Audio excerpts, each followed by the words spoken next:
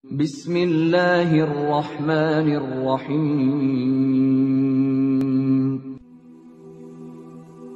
Ada sebuah kisah.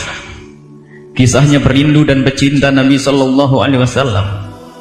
Impiannya adalah bersama Rasulullah, baik di dunia ataupun di akhirat.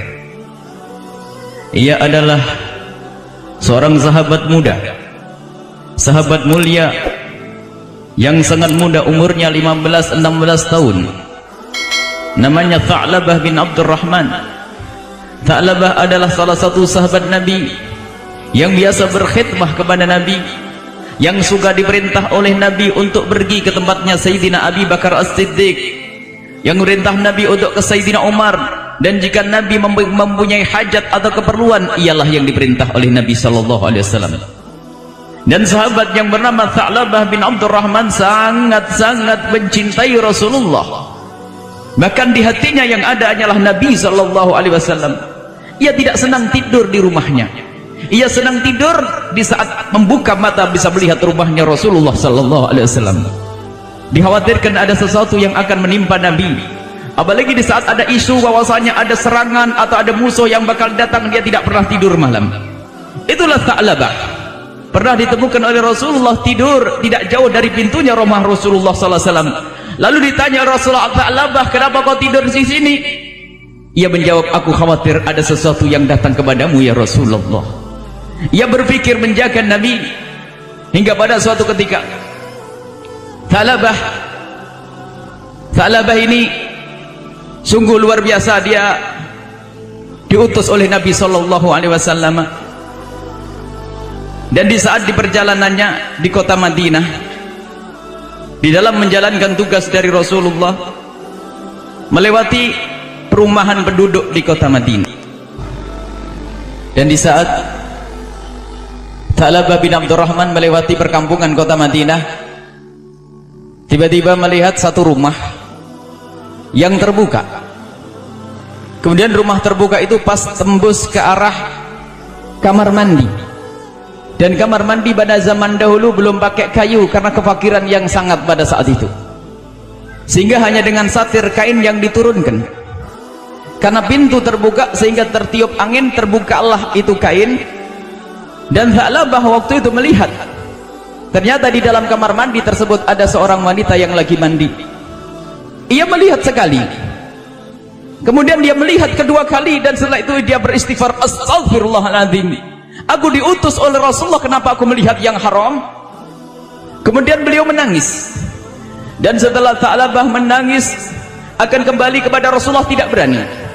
Ia sangat malu dengan Rasulullah Sallallahu Alaihi Wasallam. Ia takut nanti akan turun wahyu lalu mengatakan bahwasanya Tha'labah termasuk golongan orang munafik. Ia menangis. Ia menangis pulang ke rumah. Ia tidak berani, karena kalau pulang ke rumah pasti akan disusul oleh para sahabat Nabi. Akan ke tempatnya Nabi pun tidak berani, karena ia menganggap itu kesalahan besar. Lalu dia menghilang begitu saja. Dan Rasulullah Sallallahu Alaihi Wasallam yang sangat dekat dengan Tha'labah, hampir setiap saat melihat Tha'labah, baik di waktu sholat atau di luar sholat. Tapi saat ini Tha'labah tidak terlihat di waktu sholat dan di luar waktu sholat. Di waktu sholat yang pertama Nabi Muhammad mengira bahwasanya Tha'labah mungkin keluar kemana. Kemudian sholat yang kedua, di waktu yang ketiga, masuk hari esok, Tha'labah tidak terlihat. Maka Rasulullah bertanya, siapakah ada yang tahu di antara kalian di mana Tha'labah berada? Mereka pun baru tersadar kalau Tha'labah tidak ada. Kami tidak tahu ya Rasulullah, dia itu anak muda, paling juga keluyur ke sana atau pergi ke sana. Lalu Rasulullah berkata kepada Sayyidina Umar bin Khattab dan berkata kepada Sayyidina Salman Al-Farisi, tolong kau cari Tha'labah. Dicari dan dicari tidak ketemu. Lapor lagi kepada Nabi, tidak ketemu ya Rasulullah. Hingga berjalanlah waktu, hari demi hari berganti, hingga pada suatu ketika Rasulullah tiba-tiba memanggil lagi Sayyidina Umar dan Salman Al-Farisi. Sudah kau ketemukan Tha'labah? Belum ya Rasulullah. Kemudian Rasulullah memerintahkan cari Tha'labah di antara gunung itu dan gunung itu, menunjuk kepada gunung antara kota Madinah dan kota Mekah. Coba kau cari di sana Tha'labah. Berangkatlah Sayyidina Umar bin Khattab dengan Sayyidina Salman Al-Farisi Kemudian datang ke tempat tersebut tidak menemukan apa-apa, hanya menemukan seorang penggembala yang namanya Zufafah. Lalu bertanyalah Sayyidina Umar bin Khattab, wahai penggembala, apakah engkau pernah melihat orang dengan sifat-sifat seperti ini? Umurnya 15-16 tahun, dia model sifatnya seperti ini, kulitnya seperti ini, rambutnya seperti ini. Penggembala kambing tersebut berkata, kami tidak menemukan siapapun kecuali satu orang yang dia tinggal di sela-sela bukit itu. Orangnya adalah orang yang cengeng. Setiap turun ke bawah yang terlihat matanya adalah derai air mata. Sayyidina Umar berkata,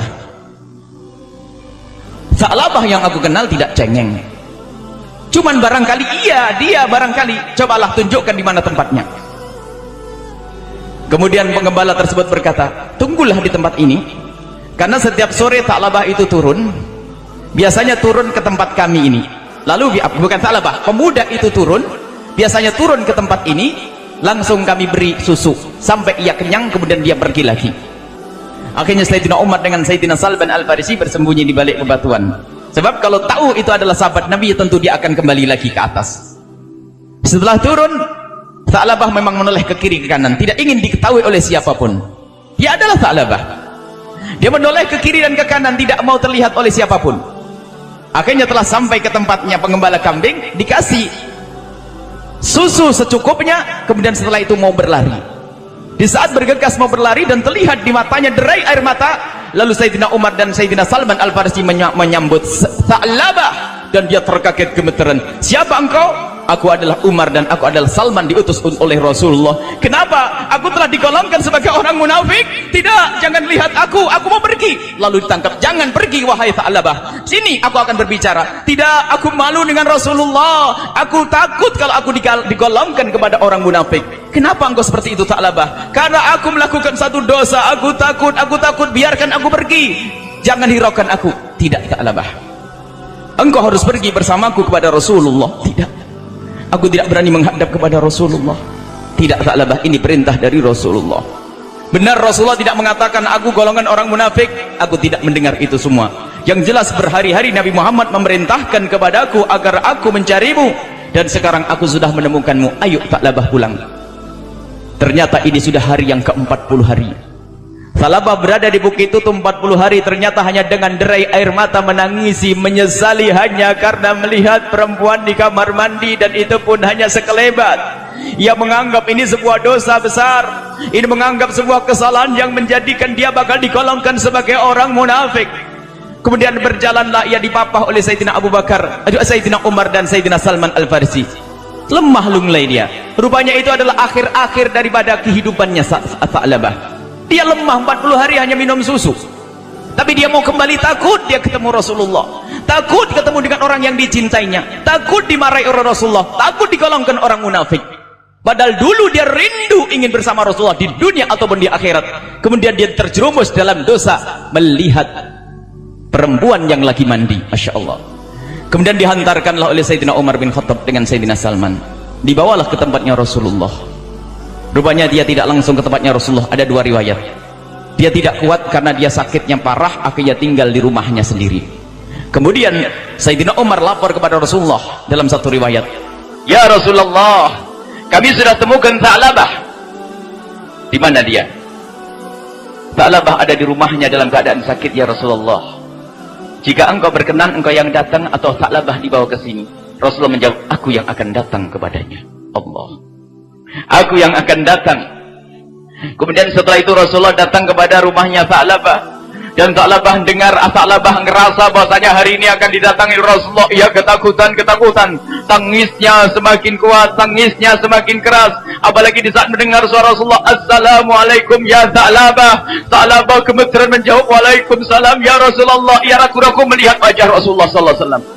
Ternyata Rasulullah setelah melihat wajah Sa'labah dan mendekat kepada Sa'labah, kemudian kepala Sa'labah yang berbantal kayu atau berbantal gundukan pasir Kemudian oleh Rasulullah diangkat ke pahanya Rasulullah. Ya Rasulullah, turunkan kepalaku yang matanya kotor telah melihat dosa dari pahamu ya Rasulullah. Ditarik lagi Rasulullah, memaksa untuk turun. Ya Rasulullah, tidak pantas kepalaku yang matanya kotor melihat maksiat ini untuk di atas pangkuanmu ya Rasulullah. Ditarik lagi Rasulullah ya oleh Tha'labah. Kemudian diangkat lagi Rasulullah. Ya Rasulullah, tolong turunkan kepala yang kotor dengan mata yang maksiat itu ya Allah, ya Rasulullah, dari pangkuanmu. Tidak ya Tha'labah, aku pengen tahu apa sih sebenarnya yang kau inginkan dan apa yang kau lakukan. Ia bercerita sepintas. Kemudian setelah itu Rasulullah berkata, kalau begitu apa yang kau inginkan Tha'labah?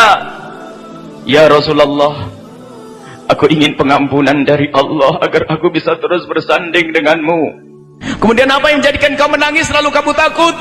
Aku takut dari siksa Allah, sebab kalau sudah aku di neraka tidak akan bisa ketemu engkau ya Rasulullah. Kemudian Rasulullah menjawab, Allah akan mengampunimu dan Allah akan membebaskanmu dari dosa-dosa dan engkau nanti akan bersamaku. Sallu ala Nabi Muhammad. Allah.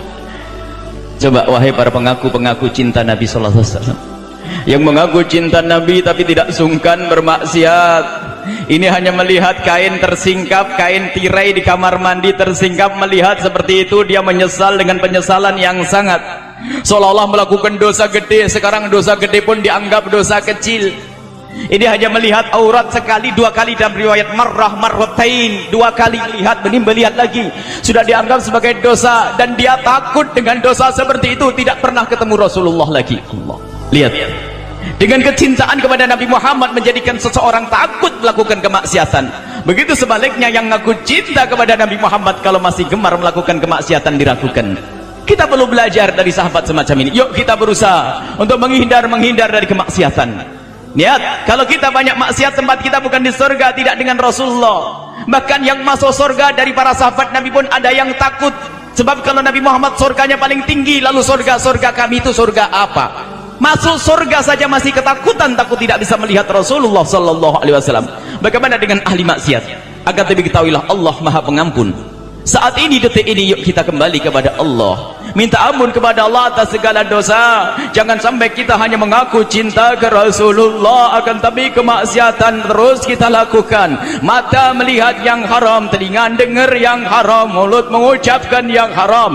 Takutlah kepada Allah dan ketahuilah, setelah Tha'labah di pangkuan Nabi Muhammad, setelah diberi kabar gembira bahwasanya dia diampuni oleh Allah, lalu Tha'labah berkata, ya Rasulullah, antara kulit dan dagingku seolah-olah ada semut yang merayap ya Rasulullah.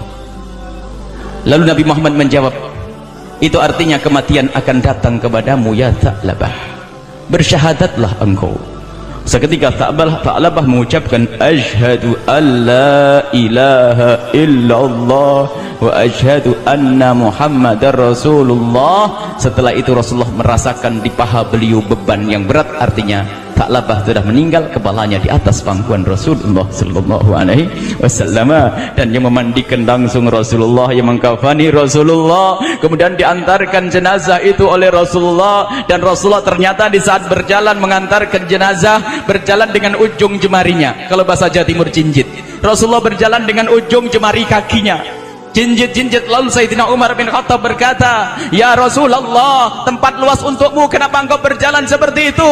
Wahai Umar, ketahuilah demi Allah, tempat itu telah dipenuhi malaikat sehingga aku susah untuk berjalan. Allah, dipenuhi malaikat sehingga susah untuk berjalan Rasulullah. Allah, ini berkat kecintaan kepada Nabi sallallahu alaihi wasallam yang membuahkan seorang hamba takut melakukan kemaksiatan, takut melakukan dosa. Dan kecintaan kepada Nabi Muhammad menjadi Nabi Muhammad datang, lihat, Nabi Muhammad datang meletakkan kepalanya di atas pangkuannya. Allah, alangkah indahnya suasana. Sungguh kebahagiaan yang sesungguhnya bagi pecinta Rasulullah. Disolati oleh Rasulullah, dihantarkan oleh Rasulullah, kemudian dihantarkan oleh para malaikat-malaikat Allah. Baik, koreksi untuk kita semua. Lihat kecintaan kepada Nabi menjadi seorang hamba takut melakukan kemaksiatan. Kalau cinta itu sungguh-sungguh. Wong kita cinta kepada manusia saja selalu menjaga perasaan yang kita cintai agar kita tidak menyakitinya.